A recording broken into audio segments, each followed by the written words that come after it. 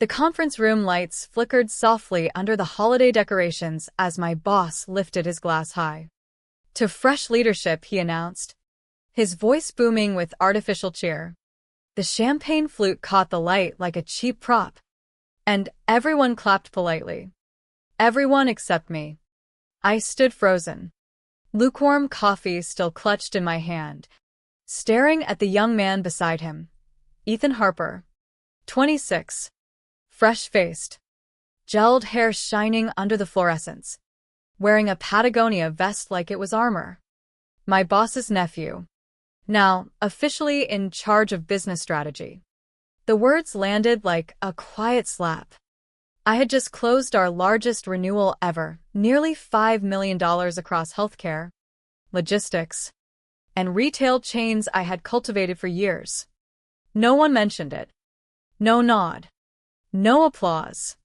Just Ethan grinning as if he had invented strategy itself, launching into a 5-minute spiel about AI disruption and legacy mindsets that needed shaking up. I caught the finance lead, Amanda, blinking rapidly behind her glasses. Jason from legal nearly choked on his drink. Someone whispered, "Is she okay?" I kept my face steady, cold, unimpressed. Storming out would have handed them satisfaction. Instead, I walked calmly back to my desk, opened my laptop, and set one email to send at 12:03 a.m. on January 1st. Subject: Clause 7. Body: 7 precise words invoking my exit rights. No emotion. No farewell. That night, alone in my apartment overlooking Chicago's skyline, I poured a glass of Cabernet and let the memories surface slowly. 5 years earlier, Apex Dynamics had been a promising but fragile firm. I arrived with 3 major enterprise clients I had built from scratch, cold calls turning into multi-year, 7-figure retainers in healthcare systems, national retail networks, and complex logistics providers. The founders needed traction. I needed security. We negotiated for weeks. Page 42. Buried deep was Clause 7, the structural demotion exception. If my role, authority, budget, or title was reduced without documented cause, the non-compete dissolved instantly, and my original legacy clients reverted to me upon resignation. It was airtight, reviewed by a trusted contract attorney friend over late-night whiskeys. The founders skimmed it, saw mutual benefit, and signed. No one imagined it would ever matter. I delivered. Revenue from those accounts grew over 200% in the first 2 years. I opened new verticals, fought for budgets, mentored juniors quietly. No corner office demands, just results.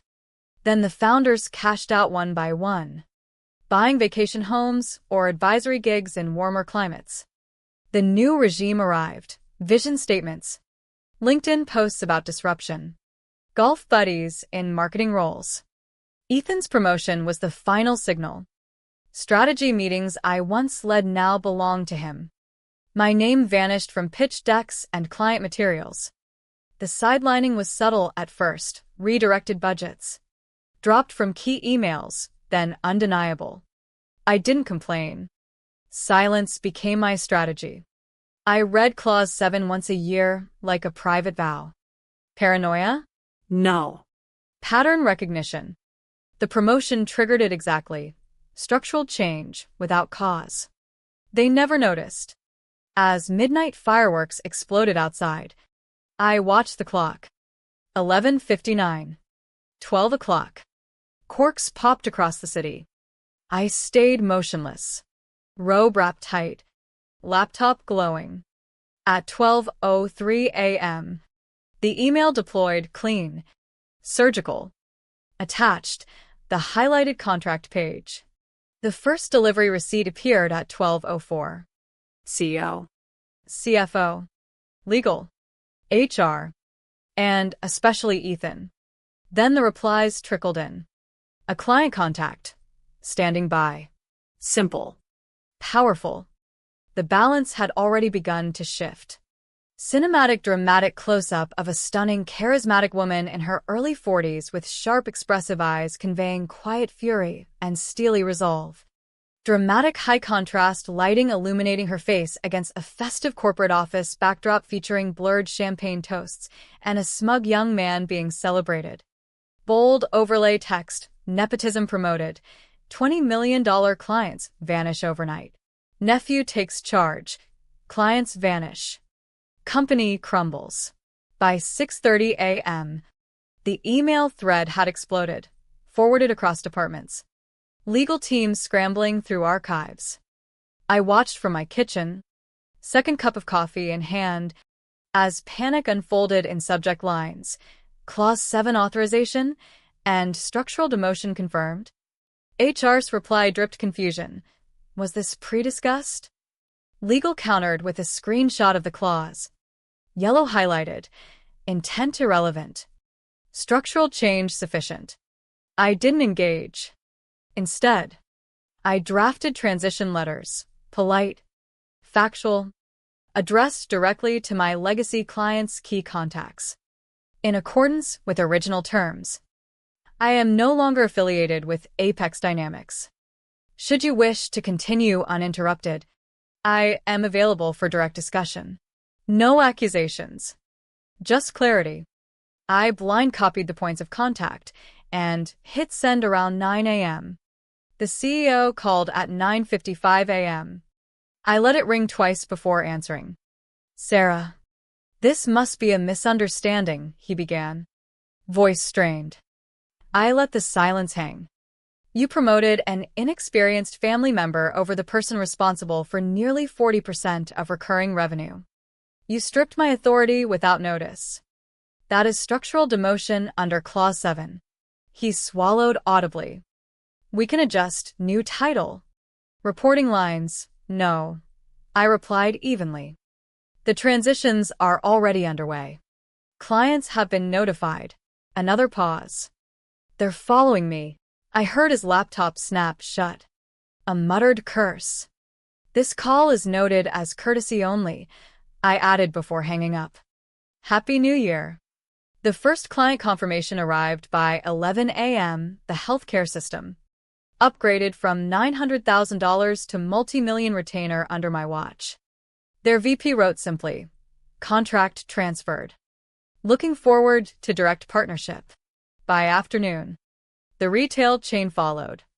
The logistics provider, the one Ethan had mispronounced during onboarding, dropped last. Their CMO noting it was always about trust in the individual steering the ship. Inside Apex, the cracks showed immediately. Ethan hosted an emergency webinar on navigating Q1 turbulence. 8 attendees. 3 internal. Chat remained silent. Board convened unscheduled. One director reportedly asked who approved sidelining the top producer. No answer. I spent those days onboarding quietly into a private consultancy that had courted me months earlier, focused on execution over buzzwords. 2 former team members joined me, tired of sticky note brainstorms and misused jargon. We set up in a modest downtown Chicago office. Clean desks, reliable Wi-Fi.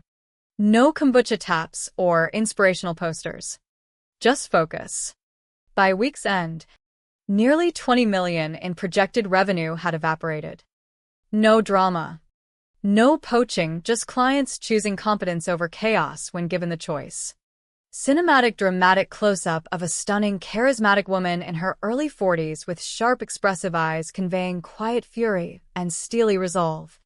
Dramatic high-contrast lighting illuminating her face against a festive corporate office backdrop featuring blurred champagne toasts and a smug young man being celebrated. Bold overlay text, nepotism promoted, $20 million clients vanish overnight. Nephew takes charge, clients vanish. Company crumbles. The quiet ones began leaving next. Project managers and analysts who had kept operations running unnoticed started submitting resignations. Each departure widened the gaps Ethan's leadership couldn't fill. An internal memo leaked. Q1 stabilization plan listing open roles and urgent retention tactics, 8 of 11 bullets tied directly to systems I had built.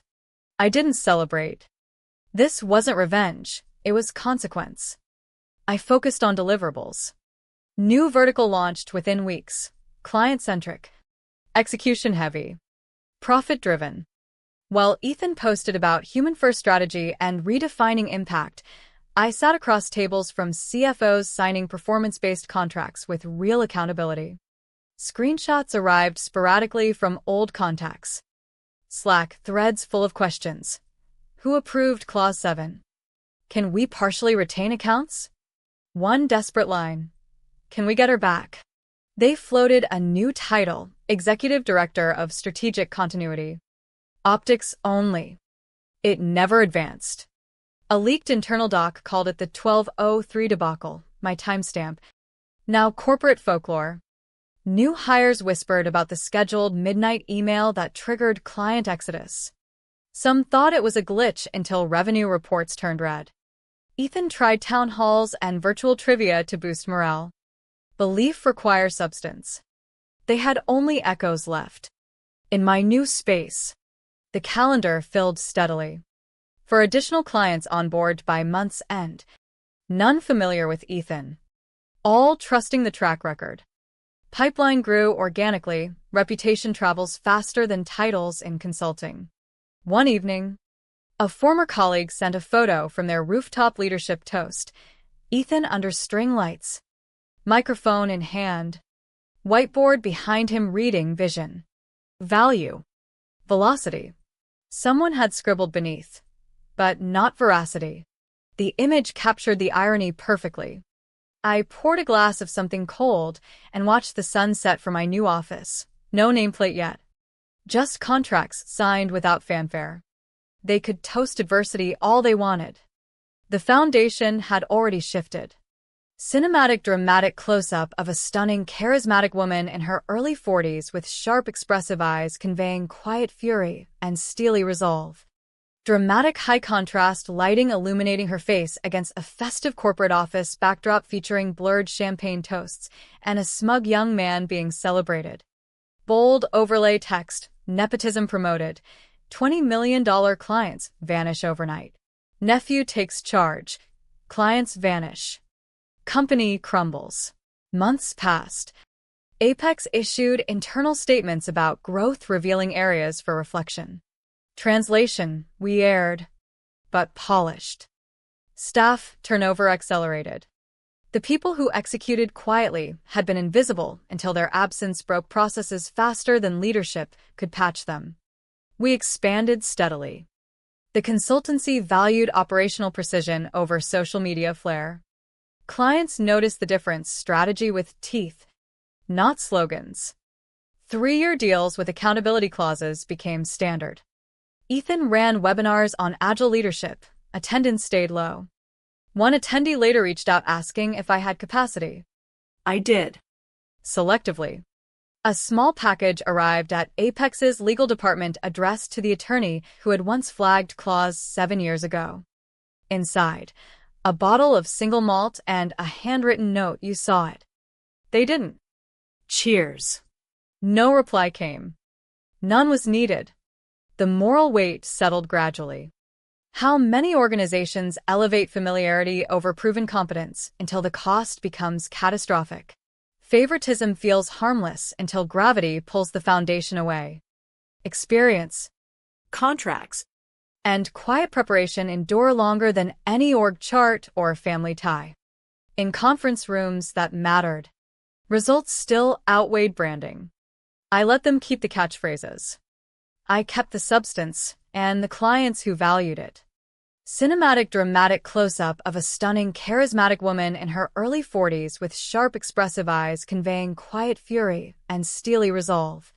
Dramatic high-contrast lighting illuminating her face against a festive corporate office backdrop featuring blurred champagne toasts and a smug young man being celebrated. Bold overlay text, nepotism promoted, $20 million clients vanish overnight. Nephew takes charge. Clients vanish. Company crumbles. A year later, The firm stabilized somewhat through heavy hiring and rebranding, but the hemorrhage left permanent scars, lost prestige accounts, investor questions, leadership credibility strained. Ethan's role quietly adjusted. The fresh perspective narrative faded against quarterly realities. My new venture thrived without fanfare. We weren't chasing buzz. We chased deliverables. Every signed contract echoed the same truth. Trust built over years outweighs promotion lines drawn in Family Ink.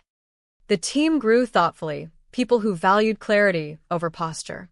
Sitting in my office one quiet evening, I reflected on the path. The clause hadn't been vengeance. It was insurance against exactly this misalignment. They thought replacing a name on the chart erased the compass. Instead, the compass simply guided a better ship. The lingering question remains, how often do companies overlook the quiet architects who hold everything steady, only recognizing their value once the structure begins to collapse? Nepotism promises continuity, but often delivers disruption.